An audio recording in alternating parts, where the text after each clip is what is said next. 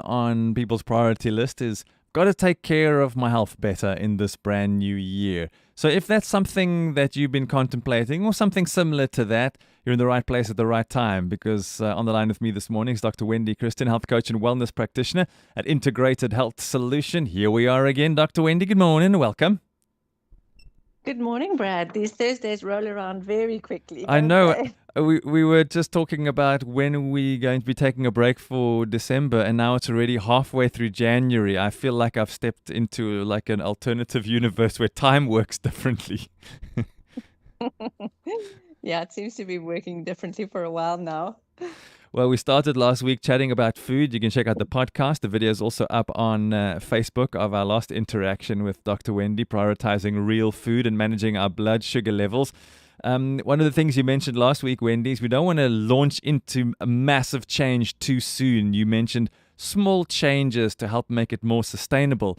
But boy, oh boy, if there was ever a place where we try too much too soon, it's in some kind of exercise. We've hardly run and then we want to sprint around the block twice, and we might never have picked up a heavy weight or gone to gym, and we're in there and we're clapping it, and now we're lying down and we can't move because everything hurts.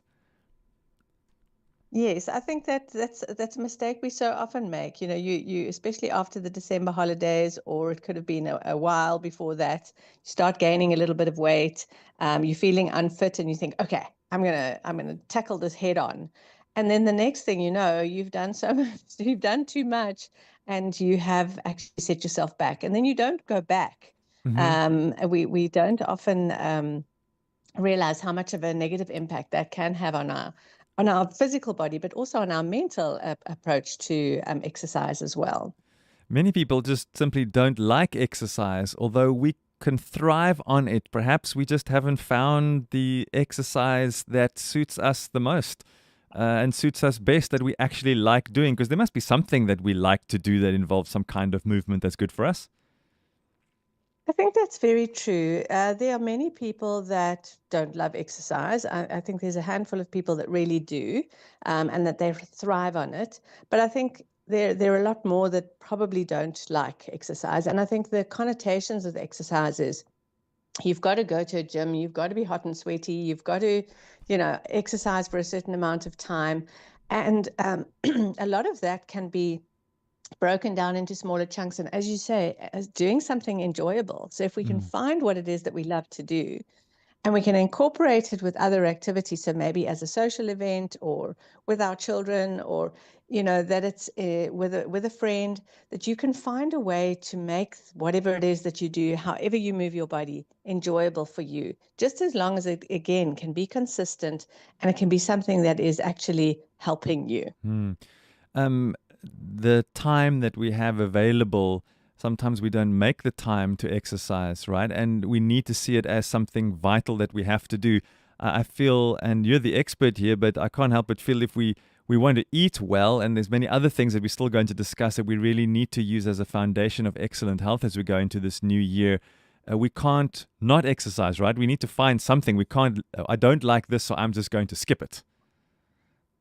Yes. Yeah. Or I'm too busy. That's very often an excuse that we make. And we might be busy, but it's interesting what we can prioritize time for. So I think if we think about our health as a priority, we have to think, okay, well, where are we going to fit this in and how are we going to do it? And as I said, if you break up your exercise into smaller chunks, then it makes it easier to incorporate in your day. So rather than going to a gym for an hour, if you could do a 15 or 20-minute walk in the morning, and you can jump on the trampoline for 15 minutes in the afternoon, and you can play with your kids in the evening or swim in the pool or whatever it is, then you've done a fair amount of exercise consistently throughout the day. And that really does help to incorporate movement into your daily habits. I'm one person who loves to take the stairs, unless, of course, I have to go to the top of a very high building very quickly. And if I have to go up a few stairs, I always find the stairs. I think that I've seen some people who look very fit and healthy. We sort of default very often to the elevator. We stand and wait for the lift, and I'm like, hang on, but you can just go up the stairs. Probably by the time the lift arrives, you could have already been on the floor you needed to be on. Almost like we avoid it. But if we start integrating these small things, they can make a difference, right? Let's take the stairs instead of the elevator or something like that. Yes, that can make a huge difference. Walking to the shops or parking your car further away so that you've got a little bit of a walk. All of those things are going to be helpful to getting your body moving. And then Mm. you don't even realize that you're exercising. That just becomes part of your day. Is there something that we have to get right in our minds around exercise? Because, I mean, I know I've never owned a treadmill, but I know people who own a treadmill, and all the treadmill really is like a very expensive clothes horse. It's like the washing hangs over it in the spare room.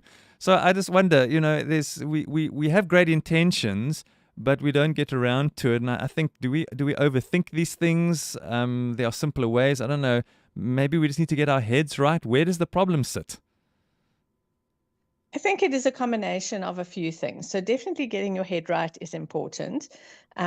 Realizing how much of a priority it is to be exercising and to be moving your body, and to be realistic about what you can and you can't do.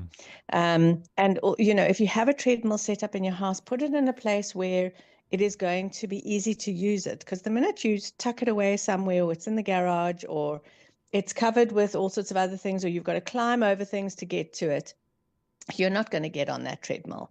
If you can put it in a place where there is other activity, so that you Mm. can maybe still be part of family activity or watching a television or something like that, if you can be moving while you're doing those things, it makes it easier. But yes, it is definitely, there is a degree of mind over matter there. We have to decide this is something that is important for us. We don't necessarily decide that we need to eat every day because our bodies tell us we have to eat. Mm. Our bodies don't always tell us that we have to exercise, but we might be stiff, we might be sore, we might might be carrying a bit of extra weight. Mm. That is actually our body's way of telling us. It's not quite as obvious as with, you need food now, you haven't eaten for a while. But our bodies definitely do need that. We'll sleep better, our brains function better, our bodies feel better, we have better endorphins, so our mood is better.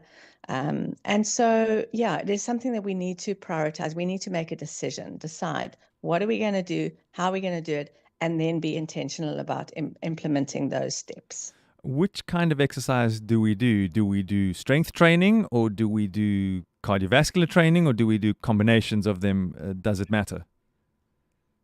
I think it's important to do a combination of both.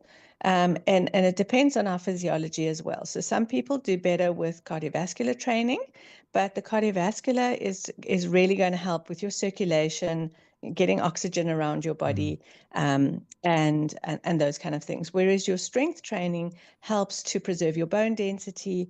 It helps for your muscle to fat ratio, so it helps to tone your body a little bit more. So I think a bit of both would be ideal. So when we say strength training, is that picking up a weight, a dumbbell, or I mean, you can use a can of beans or something like that, I suppose, if you don't have dumbbells, but that is sort of putting some kind of resistance to your muscles and body?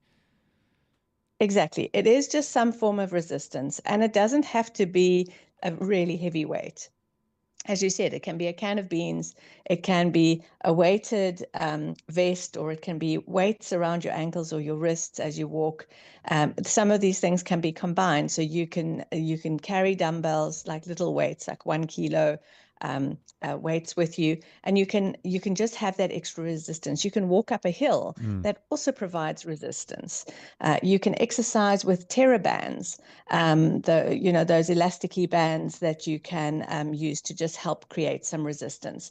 So there's all sorts of ways that we can do it, that you can do it with your own body weight, doing squats or push-ups against a wall. Yes. That provides a little bit of resistance too.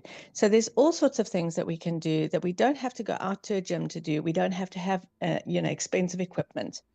We can do it with what we have at home. Just Wendy, before we greet each other this morning, I think there's a lot of information that's available, and a lot of people don't really know where to start. So I think, truth be told, sometimes you just need a little bit of help. And you've been with us for so many years, and this is part of your area of expertise. Would you mind sharing your details? If someone's listening and saying, you know what, this is all good and well, and that's great, but I don't even really know where to start. And because I don't know where to start, I don't start. And I might need a little bit of help. Maybe Dr. Wendy's the person to assist me or to guide me. Wendy, how can our listeners get in touch with you? So they can contact me on my email or Mm-hmm. on WhatsApp. My email address is wendy@integratedhealthsolution.co.za. And my telephone number is 082 476 4933. So there you have it. And that's Integrated Health Solution. There's no S at the end there, right?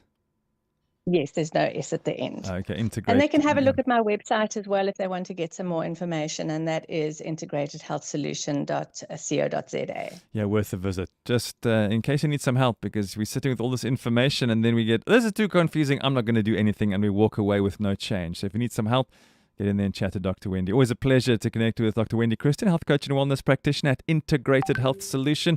Love hanging out with you, Wendy. Thanks for your time and your expertise. We'll tackle sleep and water and stress next week. Have yourself a really great day. Thanks, Brad. You too.